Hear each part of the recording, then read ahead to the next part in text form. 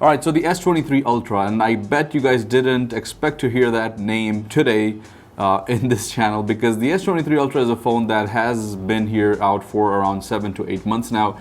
But I actually never got the chance to review this on my channel, so I'm gonna do exactly that today. But I'm also gonna do kind of like a 7-8 month review where I'm gonna talk about the good, the bad, and just kind of overall give you guys a conclusion of this phone. So arguably the S23 Ultra is probably the phone with the best camera out there, and I have been testing this phone out for a while now. I've been using it as an everyday phone, and I have to say that I'm impressed actually. And that's not something that I would normally say about Samsung phones. I've been pretty vocal about Samsung phones in the past videos and pretty unimpressed by them. And this phone is probably the first Samsung, and it took a flagship phone to actually impress me from Samsung to say that this is actually a phone that I would consider buying. But there's one thing that really bothered me, which I'll talk about later down the video.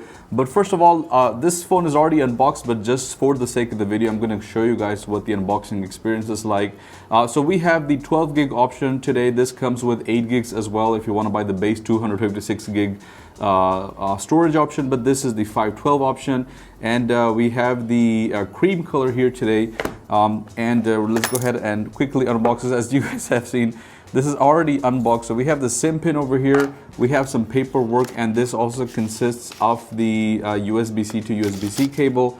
And then we also have the phone here in hand, which comes in this white matte cream color, which is a very nice color. I think it looks actually better than the black color. I would actually prefer this one over the black. The most notable feature or change from the S22 Ultra is the cameras. So a lot of people had a criticism about the S23 because it wasn't really a new phone. It was mainly an S22 with fine refinements and small changes that were made to the S23 Ultra. So looking at the phone real quick, this phone is a full glass phone, glass on the back and on the front. This is Gorilla Glass Victus 2, and this also comes with an aluminum frame, which is kind of polished to give it that stainless steel look. This is Samsung's armored aluminum frame, which is kind of like an alloy and stronger than the regular aluminum that you see. We have this SIM port over here. We have the USB-C port with the stereo speaker, and we also get the S Pen slot. And you may see that this doesn't really match the color of the phone, and that's just across the board. So this time Samsung decided to just keep one color for all the phones. So whatever color you get your Samsung S23 on, you're still gonna get the same black stylus, which I think is fine. There's really no issue in that, apart from the little button here, which obviously matches the color of the frame. On this side, we also have the volume rockers and the power buttons, and on the back, again, the most prominent feature is the main camera. This is a quad camera setup with a main camera of a 200 megapixel on the front as well. We have the minimal punch hole design camera in the middle, which again is also a 12 megapixel camera.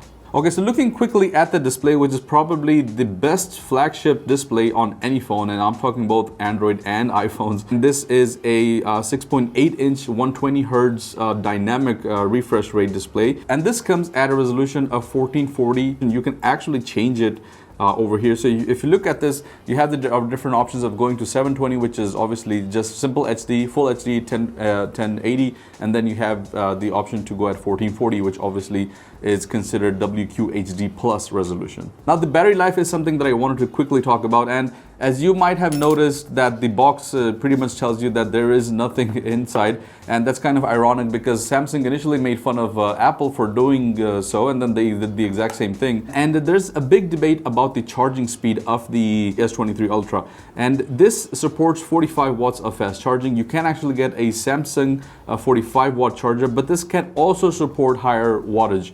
So we did a test where we charged this at 45 watts, and it charged in exactly 1 hour, actually in 59 minutes. And then we did the same thing with a 65 watt charger, and it actually charged at 1 minute, at 1 hour and 2 minutes, which means that the 65 watt charger actually charged at a slower speed. But there was one catch here, that the 0 to 50% speed was much higher for the 65 watt charger as compared to the 45 watt charger. So initially it does bring up the speed, so it does charge at a faster rate, but then as soon as it crosses 50%, it starts to lower it, and just at around 75% is when it really goes down. So both chargers then went down to around 35 watts of charging.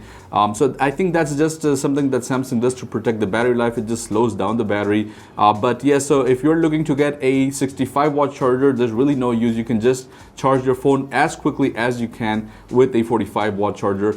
And this also comes with a 5000 milliampere battery. When we tested it out, and it gave us around 39 hours of talk time, so that's pretty good. Now coming to the performance, this comes with Snapdragon's 8 Gen 2, which is the latest out there, and this is actually clocked a little bit higher. So this comes from a regular 3.2 gigahertz clock to around 3.36 gigahertz, which is higher than the normal. And we actually did an Antutu benchmark test, and this gave us around 1.4 million points, which is unheard of. Now, one thing that I didn't like was the interface. Now, this comes with Android 13 One UI 5.1, and that's something that I've been vocal about before as well, because I've been using Samsung phones for a long time. Even though my primary phone is an iPhone, but I always have a Samsung on me at all times.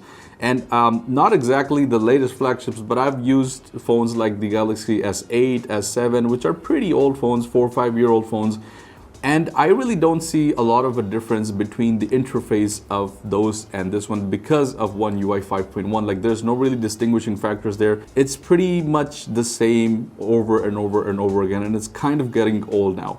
And I did a video about One UI 6, which promises some changes, kind of like an overhaul of the UI.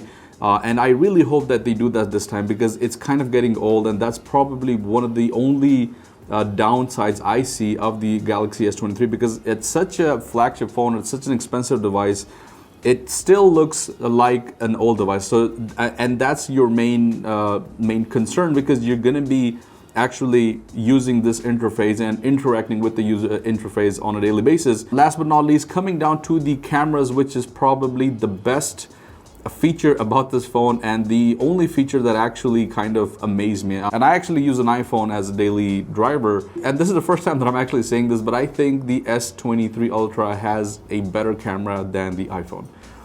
That's a very controversial statement to make, but it's something that I kind of felt. And what I did was I did kind of like a test where I compared the iPhone 13 Pro and the S23 Ultra, because just to keep it kind of fair. And I'm going to show you guys some samples. So here is the S23 Ultra, and then here is the iPhone. And you can see that there's a big difference. There's a lot of difference in the colors. It looks more vivid with the S23 Ultra. In some places, I did see the iPhone having an edge over the Samsung S23 Ultra. And there was one place that I did notice that the exposure was kind of weird. So it kind of took a little bit of time to get the right type of exposure. So it was suddenly a lot, and suddenly it was kind of very low. So if we talk about the cameras, we have a 200 megapixel main camera, and this actually compresses the video to give you an output of 12 megapixels. So it compresses those, and it gives you a picture quality of 3000 by 4000 px. We also have a 12 megapixel telephoto lens. A 12 megapixel periscope camera, and this one is the only phone that allows you with a 10 times zoom, and that's really unheard of. Like, no other phone out there provides you with that type of capability, with optical zoom with up to 10 times, and this can also go with a digital zoom of up to 100 times, which is the viral videos of people taking pictures of the moon and stuff like that. That all comes from here. The camera app, again, is something that's kind of getting boring. So you see the same interface across all of the phones. So if you use an S22, you'll see the same interface. If you use the S21 FE, you'll see the same interface. So that's what I'm kind of talking about, that the interface is pretty much the same across all devices, and it's kind of getting old now. If we talk about the pricing, then in the beginning, this was priced nearly at 5,000 dirhams, which is a little bit more than $1,000. Right now, if you can actually find this for around 3,600, 3,700 dirhams, depending on where you buy it from, depending on different sales, and depending on the variant that you go with. So at Sheriff DG, you can actually find this for around 3,800 dirhams, I think. If you go to the official Samsung, then you're not going to get it for less than 4,000, 4,500 dirhams, depending on the variant that you go with. So, but yeah, that is my review of the Samsung Galaxy S23. This is an 8-month review, and I still think that this is a pretty good phone to buy. If you have an S22 Ultra, then don't buy this. But if you are upgrading from, let's say, an S21 or an S20, then yes, this is a very good phone to buy. Or if this is the first time that you're trying to go into the flagship game, then this is a good phone for you. And if you are looking to buy an iPhone or you still haven't decided, then I would actually recommend the S23 Ultra as a device if you're looking for a flagship phone. So yeah guys, that's my review of the S23 Ultra. I hope you guys enjoyed it. Let me know what you think. Let me know what you don't like about the S23 Ultra, and I'll see you guys in the next one. Peace out.